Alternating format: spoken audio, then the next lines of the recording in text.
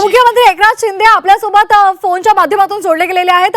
Eknath sir, आपण पाहतोय ज्या पद्धतीने प्रत्येकाला या संदर्भातली प्रतीक्षा होती की याला काय शिक्षा सुनावली जाते, ती प्रतीक्षा आता पूर्ण झालेली आहे। कोर्टाने या नराधमाला फाशीची शिक्षा सुनावलेली आहे। काय आपली पहिली प्रतिक्रिया आहे? अतिशय क्रूर कर्म्याला, माणुसकीला काळीमा फासणाऱ्या नराधमाला कोर्टाने फाशीची शिक्षा दिल्याबद्दल मी कोर्टाचं मनापासून अभिनंदन करतो, त्यांना धन्यवाद देतो।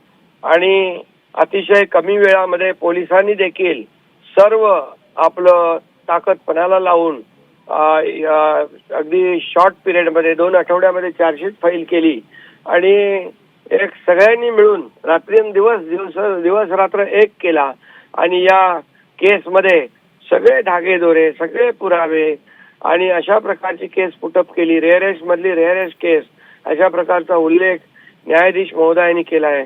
त्यांचं अभिनंदन, पोलिसांचं अभिनंदन, डीजी, एसपी आणि या सर्व टीम मध्ये काम करणाऱ्या सर्व अधिकाऱ्यांचं अभिनंदन करतो, सरकारी वकिलांचं अभिनंदन करतो आणि त्याचबरोबर या राज्याचे गृहमंत्री आणि मुख्यमंत्री देवेंद्रजी हे देखील सातत्याने केस मॉनिटर करत होते, त्यांचंही मनापासून अभिनंदन करतो।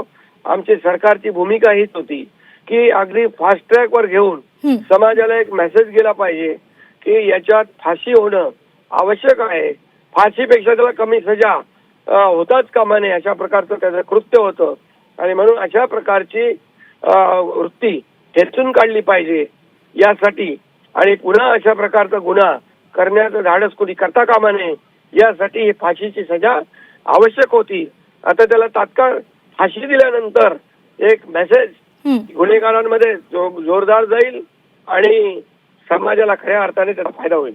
अगदी सर, तुम्ही जसं म्हटलेलं आहे की शिक्षा होते हा संदेश समाजामध्ये जाणं महत्त्वाचं होतं आणि आताचा जो निकाल आहे फाशीची शिक्षा सुनावल्याचा, त्यातून तो संदेश केलेला आहे। मात्र सर, इतर जे खटले आहेत, आणखी अशा अनेक चिमुकल्या आहेत ज्या न्यायाच्या प्रतीक्षेत आहेत, त्यांच्या संदर्भात तुम्ही काय आवाहन कराल?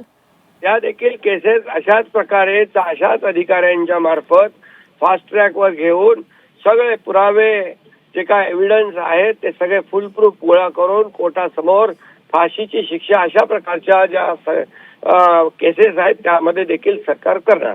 अगदी आणखी एक महत्त्वाचा मुद्दा आहे सर, शिक्षा सुनावली जाते मात्र त्याची अंमलबजावणी ही त्वरित होत नाही, त्यासाठी वेळ प्रचंड लागतो, अनेक वर्ष लागतात। त्या संदर्भात अनेकांची अशी मागणी आहे की या केसमध्ये आता जो निकाल लागलेला आहे, जो निकाल सुनावला गेलाय, त्या फाशीच्या शिक्षेची त्वरित अंमलबजावणी व्हावी।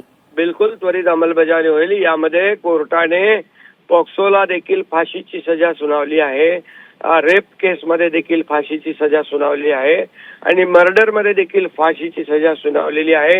म्हणजे 3 वेगवेगळ्या केसमध्ये 3दाही फाशी दिली आहे त्याला, त्यामुळे याची अंमलबजावणी तात्काळ होईल, बिलकुल होईल।